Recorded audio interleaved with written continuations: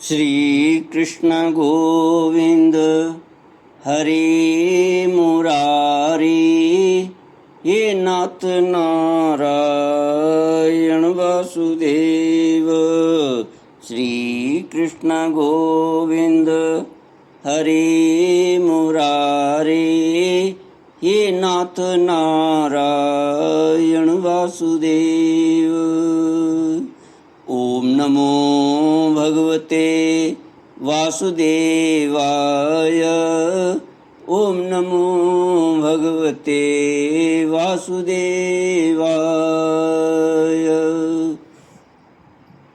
कृष्णाय वासुदेवाय हरये परमात्मने प्रणतक्लेशनाशाय गोविन्दाय नमो नमः।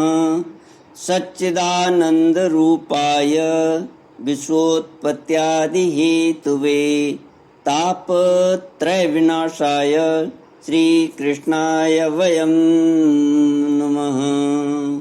सच्चित आनंद स्वरूप परमात्मा जो सृष्टि के उत्पत्ति, पालन और संहार करता है तथा जीवों के आध्यात्मिक, आदि दैविक, आदि भौतिक तापों को नष्ट करने वाले हैं, अर्थात जीवों के मानसिक, शारीरिक और भौतिक दुखों को दूर करने वाले हैं, उन श्री कृष्ण भगवान को हम नमस्कार करते हैं। श्री कृष्ण गोविंद हरे मुरारी, ये नाथ नारायण वासुदेव। श्रीमद् भागवत सप्तम स्कंद अथ पंचदशोऽध्याय श्लोक 56 से। नारद उवाच य एते देवानाम अयने वेद निर्मिते शास्त्रेण चक्षुषा वेद जनस्थोऽपि न मुह्यति आदावन्ते जनानां सद्बहिरन्तपरावरम् ज्ञानं ज्ञेयं वचो वाच्यं तमो ज्योतिस्त्वयं स्वयं। श्री कृष्ण गोविंद हरे मुरारे, हे नाथ नारायण वासुदेव। श्री नारद जी युधिष्ठिर जी को आगे कथा उपदेश करते हुए कहते हैं कि ये पितृयान और देवयान दोनों ही वेदोक्त मार्ग हैं, जिनको प्रवृत्ति और निवृत्ति मार्ग कहा गया है। ये दोनों ही मार्ग वेदोक्त हैं। जो शास्त्रीय दृष्टि से इन्हें तत्वतः जान लेता है, वह शरीर में स्थित रहता हुआ भी मोहित नहीं होता। पैदा होने वाले शरीरों के पहले भी कारण रूप से और उनका अंत हो जाने पर भी उनकी अवधि रूप से जो स्वयं विद्यमान रहता है, जो भोग रूप से बाहर और भोक्ता रूप से भीतर है, तथा ऊंच और नीच जानना और जानने का विषय वाणी और वाणी का विषय अंधकार और प्रकाश आदि वस्तुओं के रूप में जो कुछ भी उपलब्ध होता है, वह सब स्वयं यह तत्ववेता ही है।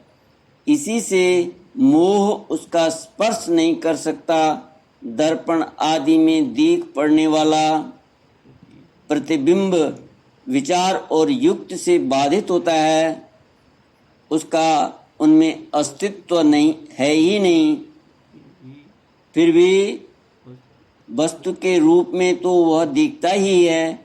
वैसे ही इंद्रियों के द्वारा देखने वाला वस्तुओं का भेदभाव भी विचार, युक्ति और आत्मानुभव से असंभव होने के कारण वस्तुतः न होने पर भी सत्य सा प्रतीत होता है।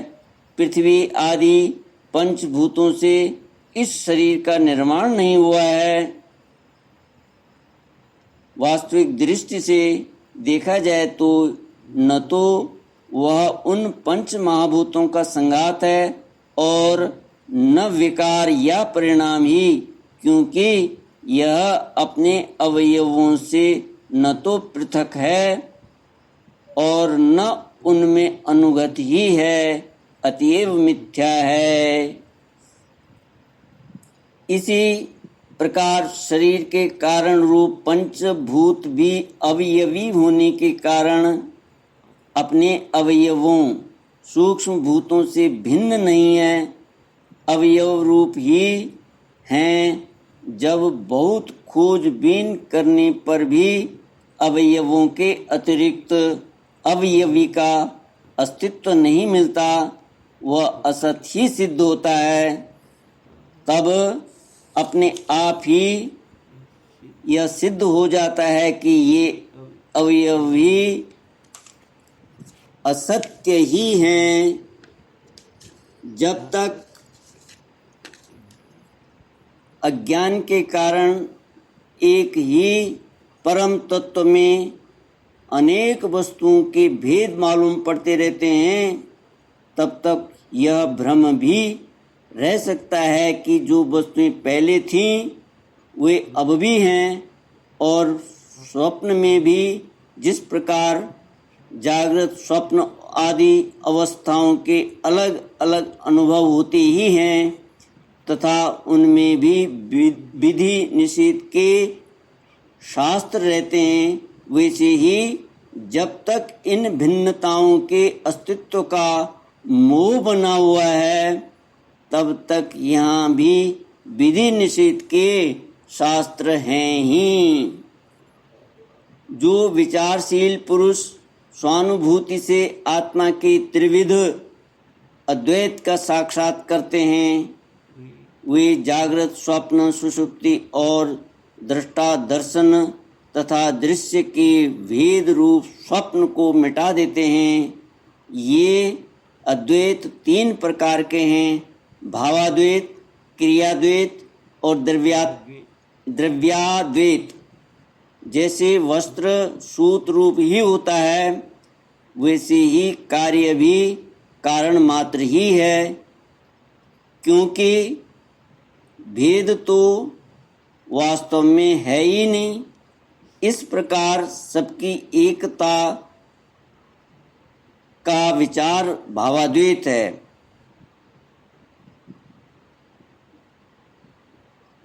भेद तो वास्तव में है ही नहीं, इस प्रकार सबकी एकता का विचार भावाद्वैत है। भावाद्वैत माने भाव का अद्वैत है, एक अद्वैत है। युधिष्ठिर, मन वाणी और शरीर से होने वाले सब कर्म स्वयं पर ब्रह्म परमात्मा में ही हो रहे हैं, उसी में अध्यस्त हैं। इस भाव से समस्त कर्मों को समर्पित कर देना क्रियाद्वैत है। स्त्री पुत्र आदि सगे संबंधी एवं संसार के अन्य समस्त प्राणियों के तथा अपने स्वार्थ और भोग एक ही हैं, उनमें अपने और पराये का भेद नहीं है। इस प्रकार का विचार द्रव्याद्वैत है। युधिष्ठिर, जिस पुरुष के लिए जिस द्रव्य को जिस समय जिस उपाय से जिससे ग्रहण करना शास्त्राज्ञा के विरुद्ध न हो, उसी से अपने सब कार्य संपन्न करने चाहिए। आपत्ति काल को छोड़कर इससे अन्यथा नहीं करना चाहिए। महाराज, भगवत भक्त मनुष्य वेद में कहे हुए इन कर्मों के तथा अन्यान्य स्वकर्मों के अनुष्ठान से घर में रहते हुए भी श्री कृष्ण की गति को प्राप्त करता है। युधिष्ठिर, जैसे तुम अपने स्वामी भगवान श्री कृष्ण की कृपा और सहायता से बड़ी बड़ी कठिन विपत्तियों से पार हो गए हो और उन्हीं के चरण कमलों की सेवा से समस्त भूमंडल को जीतकर तुमने बड़े बड़े राष्ट्रीय आदि यज्ञ किए हैं। पूर्व जन्म में, इसके पहले के महाकल्प में मैं एक गंधर्व था। मेरा नाम था उपबरहण और गंधर्वों में मेरा बड़ा सम्मान था। मेरी सुंदरता, सुकुमारता और मधुरता अपूर्व थी। मेरे शरीर में से सुगंध निकला करती और देखने में मैं बहुत अच्छा लगता। स्त्रियां मुझसे बहुत प्रेम करती और मैं सदा प्रमाद में ही रहता। मैं अत्यंत विलासी था। एक बार देवताओं के यहाँ ज्ञान सत्र हुआ। उसमें बड़े बड़े प्रजापति आए थे। भगवान की लीला का गान करने के लिए उन लोगों ने गंधर्व और अप्सराओं को बुलाया था। मैं जानता था कि वह संतों का समाज है और वहाँ भगवान की लीला का ही गान होता है।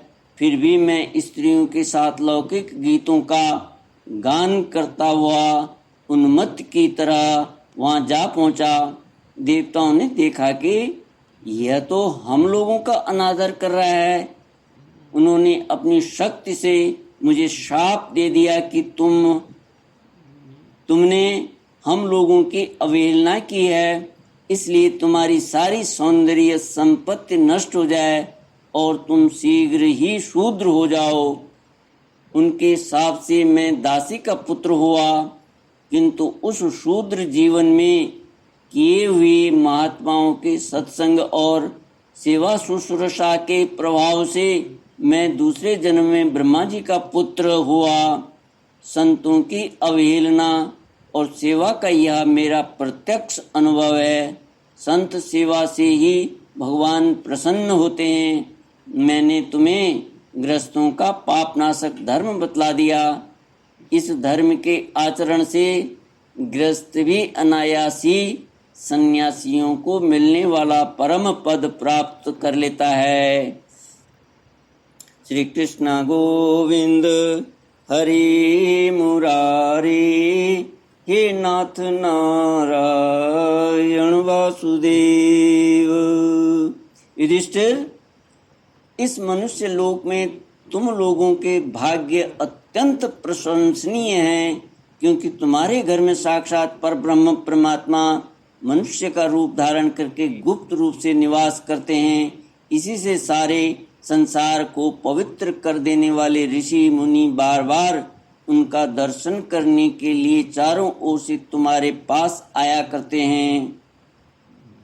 बड़े बड़े महान पुरुष निरंतर जिनको ढूंढते रहते हैं, वे माया के लेश से रहित परम शांत परमानंद अनुभव स्वरूप पर ब्रह्म परमात्मा हैं।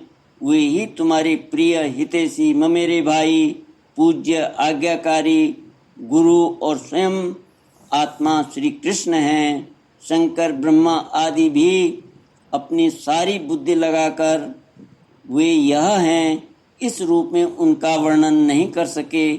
फिर हम तो कर ही कैसे सकते हैं। हम मौन, भक्ति और संयम के द्वारा ही उनकी पूजा करते हैं। कृपया हमारी यह पूजा स्वीकार करके भक्त वत्सल भगवान हम पर प्रसन्न हों। श्री सुखदेव जी कहते हैं, परीक्षित, देव ऋषि नारद का यह प्रवचन सुनकर राजा युधिष्ठिर को अत्यंत आनंद हुआ। उन्होंने प्रेम विह्वल होकर देव ऋषि नारद और भगवान श्री कृष्ण की पूजा की। देव ऋषि नारद भगवान श्री कृष्ण और राजा युधिष्ठिर से विदा लेकर और उनके द्वारा सत्कार पाकर चले गए। भगवान श्री कृष्ण ही पर ब्रह्म हैं, यह सुनकर युधिष्ठिर के आश्चर्य की सीमा न रही। परीक्षित, इस प्रकार मैंने तुम्हें दक्ष पुत्रियों के वंशों का अलग अलग वर्णन सुनाया। उन्हीं के वंश में देवता, असुर, मनुष्य आदि और संपूर्ण चराचर की सृष्टि हुई। श्री कृष्ण गोविंद हरि मुरारी, हे नाथ नारायण वासुदेव। इति श्रीमद्भागवते महापुराणे वैयासिक्याम् अष्टादशु सहस्र्यां पारमहंस्यां संहितायां सप्तमस्कन्धे प्रहरादानुचरिते युधिष्ठिर नारद संवादे सदाचार निर्णयो नाम पंचदशोऽध्यायः। इति सप्तमस्कन्धः समाप्तः। हरिः ओम तत्सत्। ओम पूर्णमदः पूर्णमिदं पूर्णात् पूर्णमुदच्यते पूर्णस्य पूर्णमादाय पूर्णमेवावशिष्यते। ओम शांति शांति शांतिः। हरि ओम श्री गुरुभ्यो नमः। हरि ओम।